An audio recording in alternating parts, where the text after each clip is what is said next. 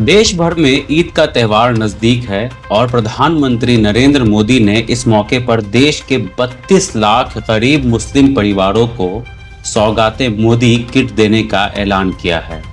इस किट में सेवई, चीनी, मेवे, कपड़े वगैरह जैसी जरूरी चीजें हैं ताकि गरीब मुस्लिम भाई बहन भी ईद की खुशियां मना सके।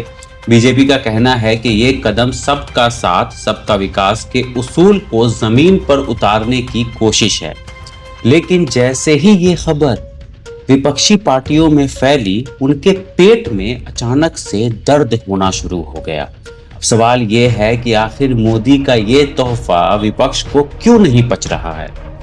दरअसल बीजेपी के अल्पसंख्यक मोर्चे ने इस अभियान की शुरुआत की। 32,000 कार्यकर्ता देश भर की 32,000 मस्जिदों के जरिए ये किट बांटने में जुट गए। हर किट की कीमत करीब 500 से 600 रुपए बताई जा रही है, जिसमें खाने पीने का सामान और महिलाओं पुरुषों के लिए कपड़े भी शामिल हैं।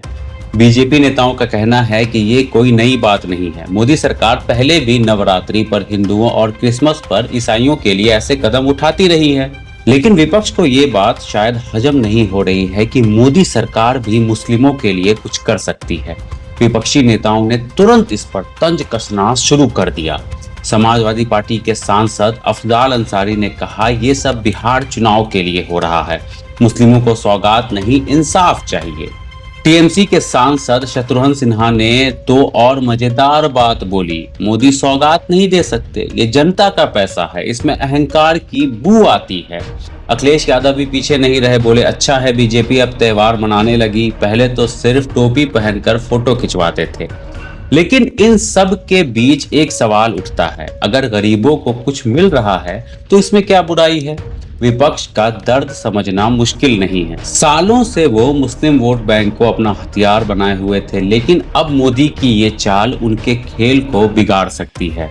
बीजेपी कह रही है कि ये कोई वोट की राजनीति नहीं बल्कि गरीबों तक खुशियां पहुंचाने की कोशिश है।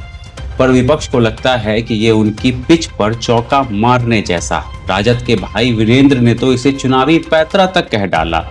लेकिन सच ये है कि अगर बीजेपी मुस्लिमों को कुछ दे रही है तो विपक्ष को खुश होना चाहिए था, ना कि पेट पकड़कर रोना शुरू कर देना चाहिए था। हकीकत में ये किट शायद वोटरों को लुभाने से ज्यादा गरीबों की मदद के लिए, लेकिन विपक्ष को शायद ये डर सता रहा है कि कहीं उनकी दुकान न बंद हो जाए। अब देखना ये होगा कि ईद तक ये सियासी ड्रामा कहां पहुंचता है या विपक्ष का पेट दर्द ठीक हो जाता है। अपनी राय हमें कमेंट सेक्शन में जरूर दें। शुक्रिया।